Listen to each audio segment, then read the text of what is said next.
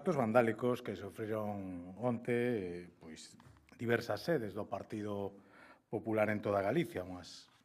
accións que se veñen a sumar xa as padecidas con anterioridade por grupos satélites do nacionalismo máis radical e do independentismo galego, chegando incluso a ameazar no pasado traballadoras e traballadores das sedes do Partido Popular polo simple feito de atoparse nese momento no seu interior traballando. Así que, dende o Grupo Popular, queremos rexeitar ese tipo de actos que non pretenden máis que amedrentar, sementar odio e confrontación en Galicia, desgraciadamente seguindo as estrictas directrices que marcan os coronéis da UPG a través das súas periódicas misivas movilizadoras. E lamentamos e votamos en falta, a verdade, unha condena destes actos vandálidos por parte dos grupos da oposición. Dende o BNG xa non esperábamos moito, dado que non van facer nada que vaya en contra desas directrices que marcan, como decía, os coronéis da UPG, pero desde o socialismo galego non acabamos de entender que non se pronuncien e que exista esta complacencia e resignación a este tipo de accións vandálicas que en algún momento tamén sufriron, a non ser que se prime máis, non molestar a quen teñen de man nos seus gobernos, en concellos e diputacións, que en condenar uns actos que, a noso entender, enturben o clima democrático e pacífico que, por sorte, aínda soe ser habitual en Galicia. Pasando xa á orde do día da sesión plenaria da vindeira semana, que vai empezar coa elección, neste caso da valedora do pobo, a señora Fernández Galiño é a candidata que se propuxo, e debemos decir que se xerou un amplio consenso en torno á súa figura, do cal nos felicitamos e, polo tanto, agardamos que poida desenvolver no futuro a súa labor co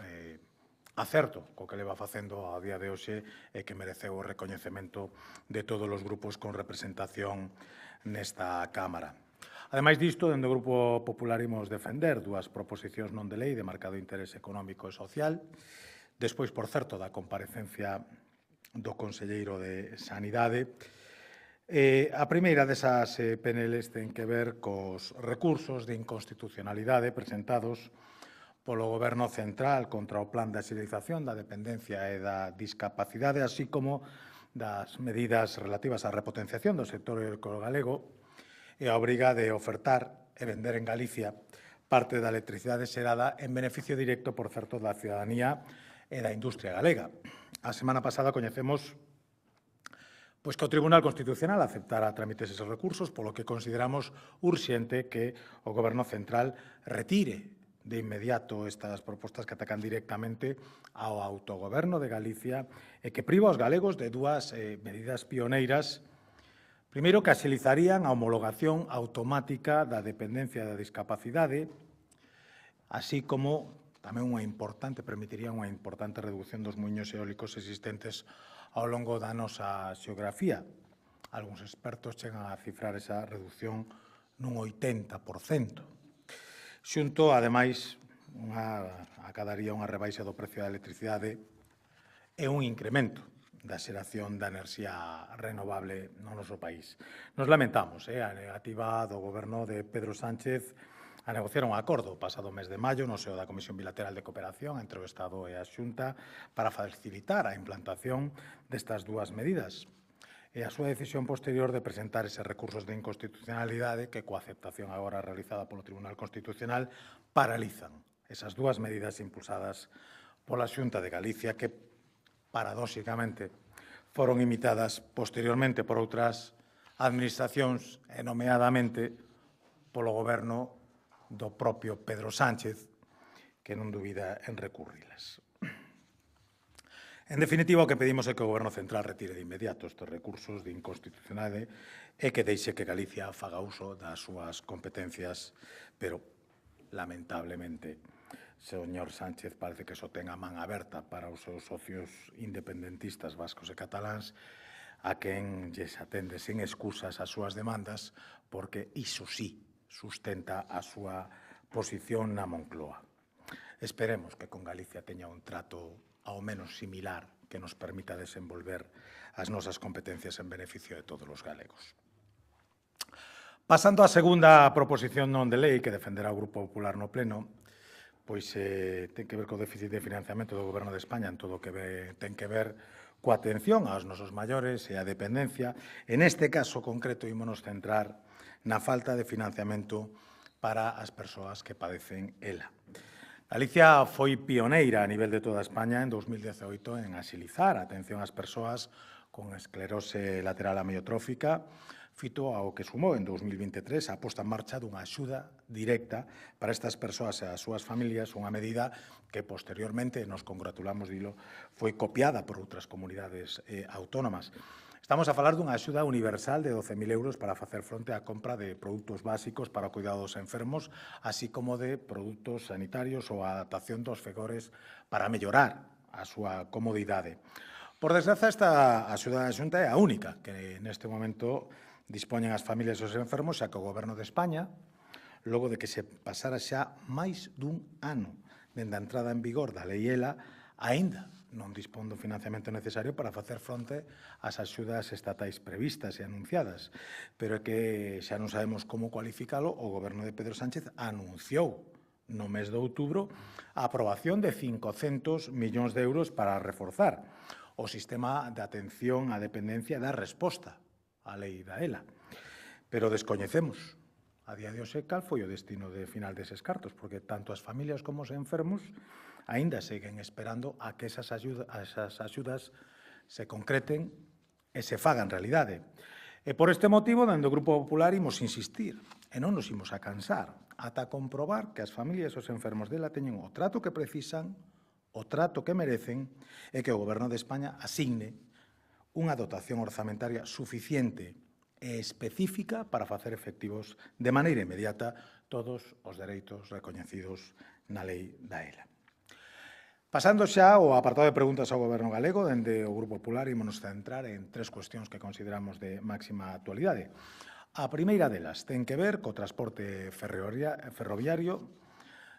por desgracia tan de actualidade nas últimas semanas, e a situación que está a vivir na comunidade galega.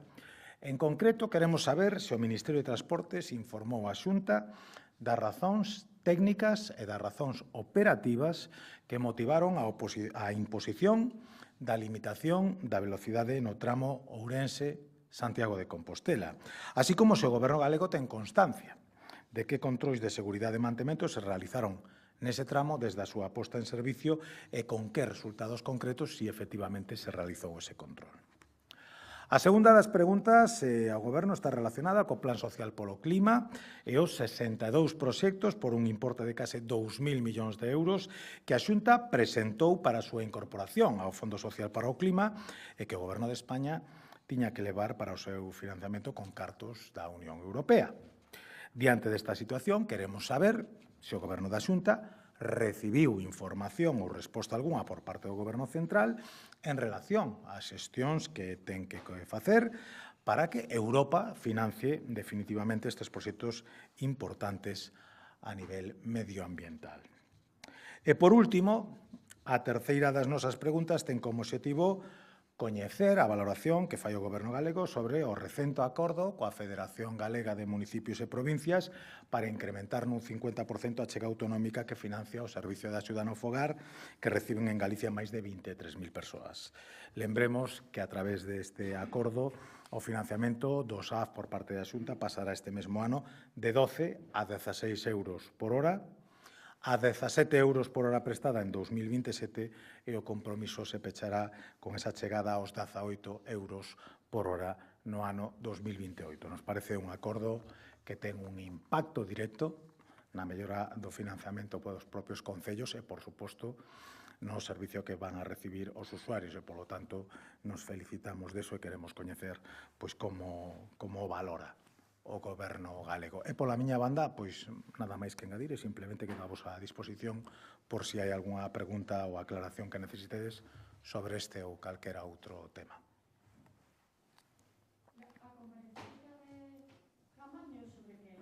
Bueno, sobre a atención en primaria, basicamente, as medidas de reforzo para ese servicio de atención primaria. Sí, a petición do propio conselleiro, que efectivamente todos sabemos, bueno, que hai unha inquedanza sobre a situación que se está a vivir no conxunto de España sobre o déficit de determinados profesionais, nomeadamente dos profesionais de atención primaria, e a Xunta evidentemente non se está a cruzar de brazos, está a tomar medidas para reforzar ese servicio e, polo tanto, pois o conselleiro a petición propia considerou oportuno vir ao Parlamento para explicar polo miúdo cales son esas medidas e que impacto están tendo. Algunha outra cuestión? Non? Nada? Pois moitísimas gracias e nos vemos nas seguintes citas. Hai unha ILP, a Iniciativa Legislativa Popular sobre a figura de Castelao, pero creo que xa vos informaran, non?